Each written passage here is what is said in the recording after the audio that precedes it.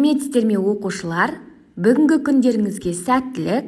Қазақ тілі кітаптарыңыз бен дәптерлеріңізді ашып, күннің жады мен тақырыпты жазыңыздар.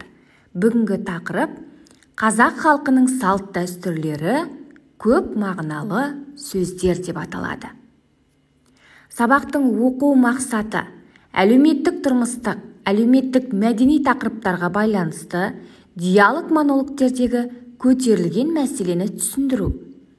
Жанрлық ерекшеліктеріне, рәсімделу мен құрылымын сақтап, хат құрастырып жазу. Балалар, біз өткен сабақтарда сөз мағынасын қазақ тілінің лексика саласы зерттейді деген болатынбыз.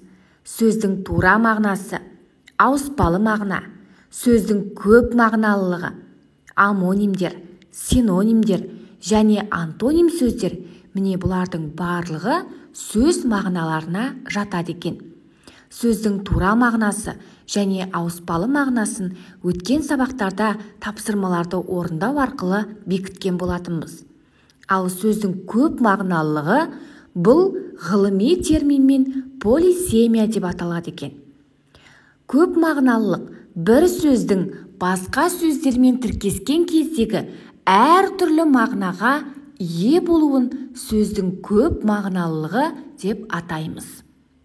Яғни бір сөз басқа сөздермен тіркесу керек және олардың арасында мағыналық жағынан ұқсастық болу керек екен.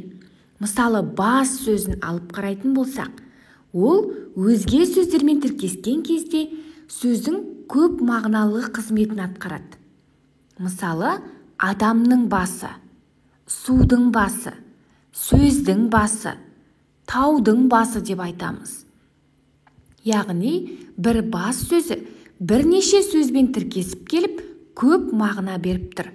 Және бұлардың арасында, яғни адамның басы десек те, судың басы, сөздің басы, таудың басы десек те, әйтеуір бірдеңенің басталатын жерін білдіріп тұр. Яғни бұл тіркестердің арасында мағыналық ұқсастық бар екен. Яғни балалар, сөз көп мағыналы болу үшін бір сөз басқа сөздермен тіркесіп келу керек және олардың арасында мағыналық жағынан ұқсастық болу керек екен. Бұдан өзге мысалдарға назар аударайық.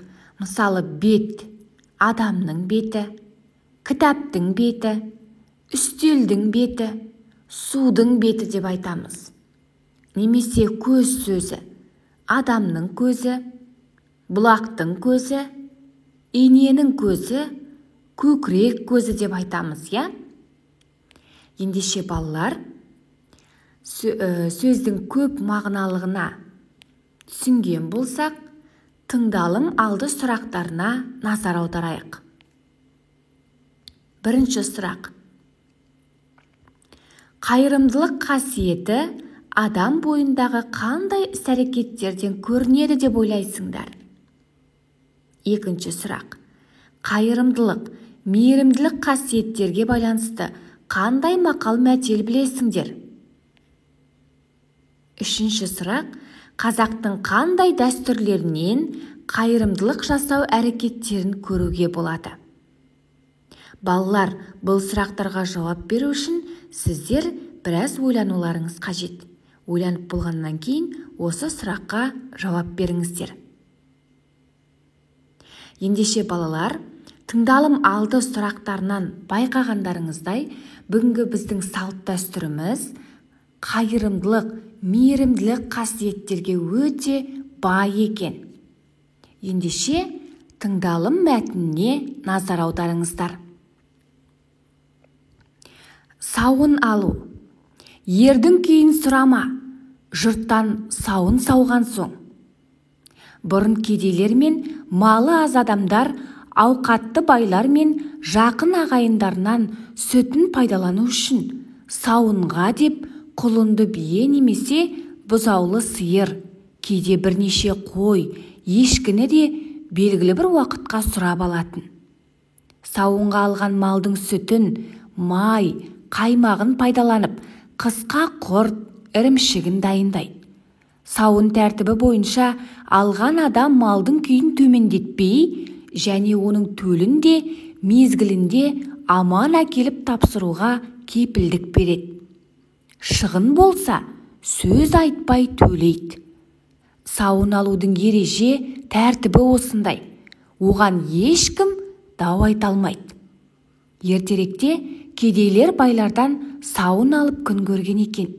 Әдет бойынша малы бар адамдар сауын беруге міндетті болған. Бұған ел ағалары мен ақсақалдары да араласып, ауқатты кісілерді осындай жәрдемге шақырып, ықпал етіп отырған. Бұл да қазаққа біткен қайырымдылық қасиеттің бір көрінісі екені анық. Мінекей балалар, бұл тыңдалым мәтіні. Мәтінді тыңдап болғаннан кейін бірінші тапсырмаға назар аударыңыздар. Мәтінде қандай әдет ғұрып туралы айтылған? Осы дәстүрдің ерекшеліктерін айтып, анаңа хат жаз. Хат жазудың ерекшеліктерін біз осыған дейінгі сабақтарымыздан білеміз, я? Егер қандайда бір ұмытулар болатын болса, ұмытып қалған болсаңыздар, онда өткен сабақтарымызды міндетті қайталап қараңыздар. Бұл тапсырманың дескрипторы хаттың бағытталған аудиториясын жазады, яғни кімге арналғандығын жазады. Хаттың құрылымын сақтайды, яғни сәлемдесу, қоштасу сияқты хат рәсімделуін сақтайды. Үшінші, хаттың жазылу мақсатын жазады. Яғни мен сендерге жаңа мәтінде айтылған әдет ғұрыптың ерекшеліктерін айтып, анаңа хат жаз дедік, я? Тапсырма осылай болды. Хаттың жазылу мақсатта осы салт дәстүрдің ерекшеліктері туралы айтылады. Төртіншіден, хат кемінде 65-70 сөзден тұрады. Бесінші, орфографиялық норманы сақтайды, яғни әріп қате, тыныс белгілерінің қатесін жібермейді деген сөз бұл. Алтыншы, көп мағыналы сөздерді қатыстырып жазып, астын сызады. Яғни, сіз өз хатыңызда бір немесе бірнеше көп мағыналы сөздерді қатыстырып, астын сызып кетсеңіз болады. Ендеше балалар, сіздерге тыңдалым алды сұрақтарына жауап беруге және бірінші тапсырманы орындауға сәттілік тілеймін. Тапсырманы орындап болғаннан кейін міндетті түрде әдеттегіше рефлексия жасаймыз. Сіздерге сабақтың қай бөлігін орындау қиын болды? Көп мағыналы сөздерді, тыңдалым мәтінін, немесе хат жазу. Ендеше балалар, бүгінгі сабағымыз аяқталды. Тапсырмаларды орындап болғаннан кейін міндетті түрде мұғалімге жолдаңыздар. Сау болыңыздар.